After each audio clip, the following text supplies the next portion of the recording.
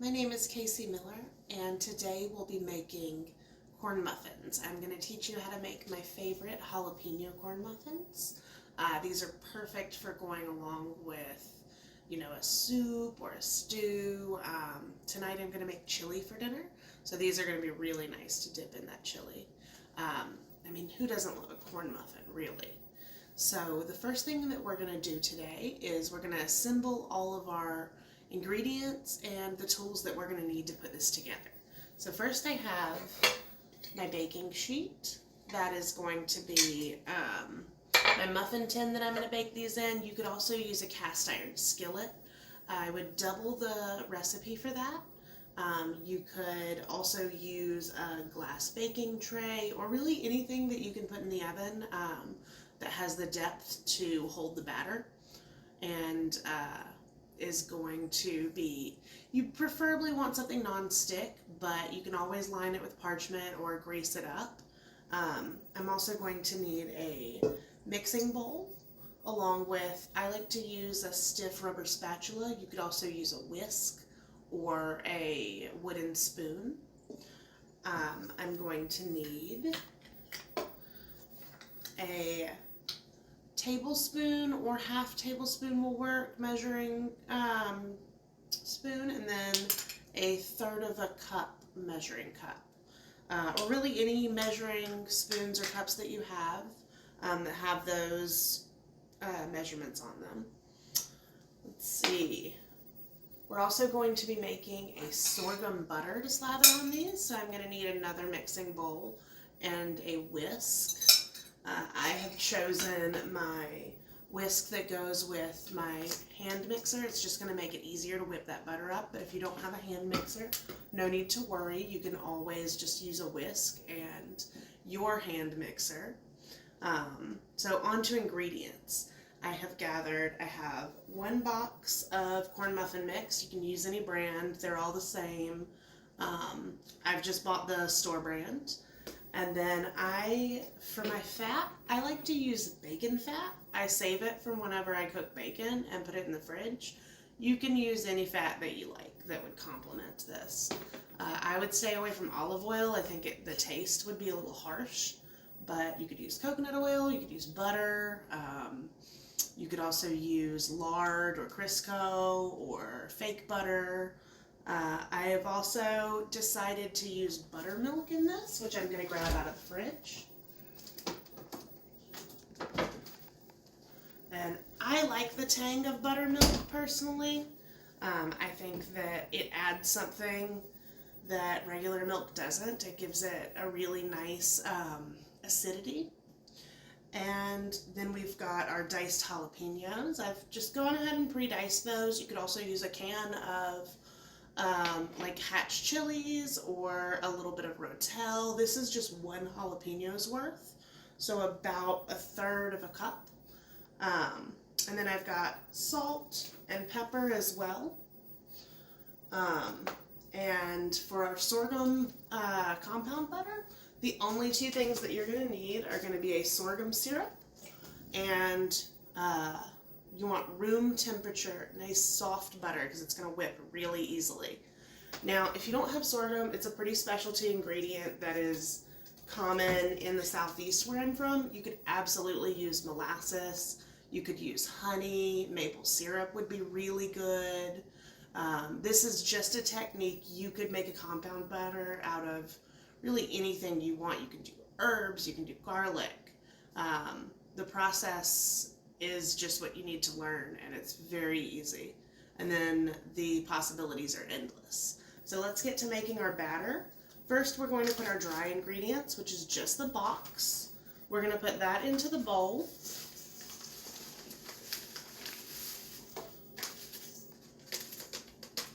And then this is when I like to add my spices as well. So I'm going to go for about 10 or so turns of black pepper. It's really to taste. I'm also going to do a heaping pinch of salt. I like a salty corn muffin. I think that it brings out the sweetness of the corn. And then we're going to start to add our wet ingredients. So Wet ingredients are going to be our bacon fat. I'm going to do about 1.5 tablespoons of that. And this is really just to give it a nice bacony flavor, and it keeps it nice and moist as well. So that was 1.5 tablespoons. And then something I like to do to make sure I get all of that out is I just go in with my rubber spatula and scrape that out. And then we're going to do 1/3 cup of our buttermilk. So if you don't have buttermilk, you can use regular milk. I believe you can use a non-dairy alternative as well.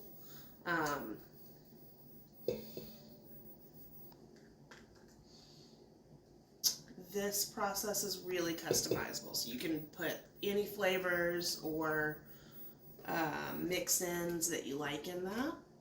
And then we're going to go in with our egg.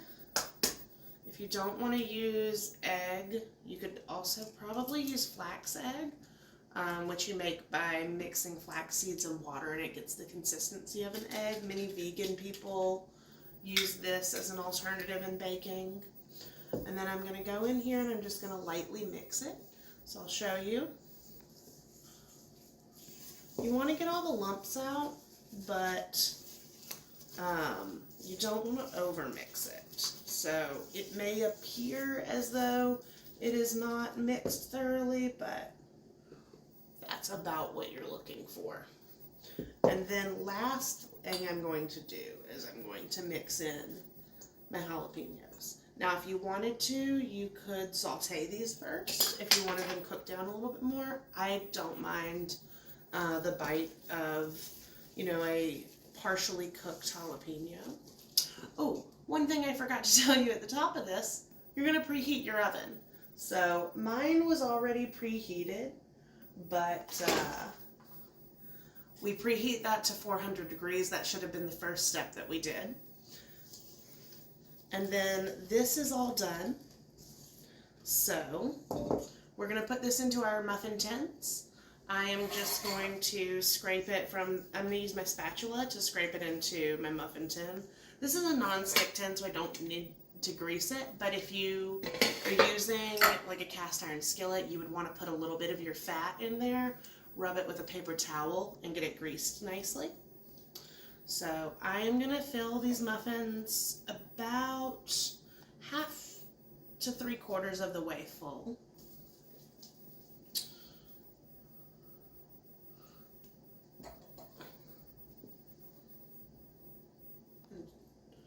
You can fill them a little bit more if you want them to puff over and get that nice little muffin top. It should make about 6 muffins if you dull them out evenly.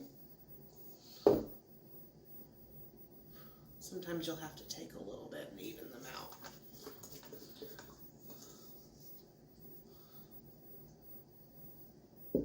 And notice how I'm putting the muffins in the middle of the tin. This will just help me center the muffins in there while they bake, because you kind of want to center it in your oven on the middle rack.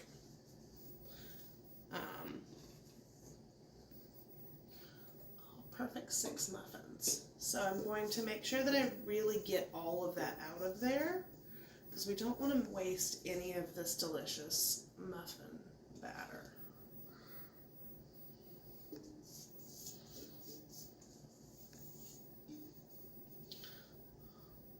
Alright, so I'll put this to the side, and then I'm just going to go back in with a wet paper towel, and I'm going to wipe off any excess, just because it'll crust onto the pan and burn a little bit, and we don't want that.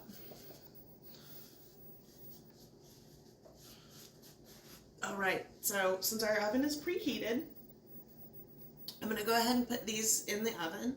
They're going to bake for 15 to 20 minutes. Depends on how hot your oven runs, because while we do preheat it to 400, everybody's oven is a little bit different. It can be 5 to 10 degrees on either side of that. So I'm going to step over, put these in the oven. And we're going to take them out when they are nice and golden brown. I've done a little TV magic, and I made a pan of these earlier, so I'm going to set these aside to cool, and we're going to make our sorghum butter to put onto these when they're a little bit cooler. So, for our sorghum butter, I am going to take my softened butter, whole stick of it, just pop that into the bowl, and then I am going to use a healthy drizzle, I'd say about a tablespoon of sorghum syrup.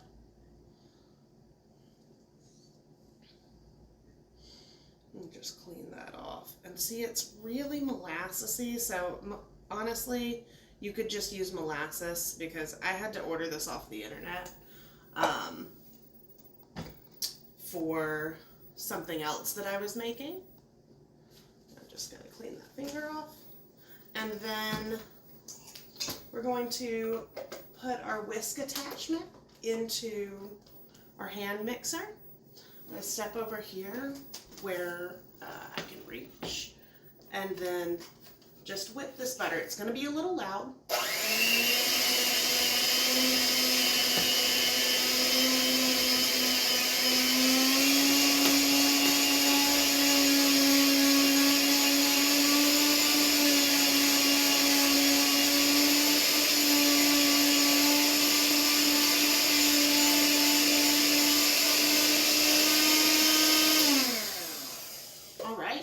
And now we have sorghum brown butter. And don't judge me, I am going to taste it off of the whisk. Oh, that's delicious. Not too overpowering. It's got a nice molassesy taste. And now we are going to try one of our corn muffins. Let me grab the pan so you can see how easily they come out. So, they are really nice and golden brown. And we can just pop one of those out. If they've stuck to it, I like to take a knife and just go around the edges. And I like to just split mine in half. Ooh, that's nice. And then I'll take a little bit of that sorghum butter. Put that on there.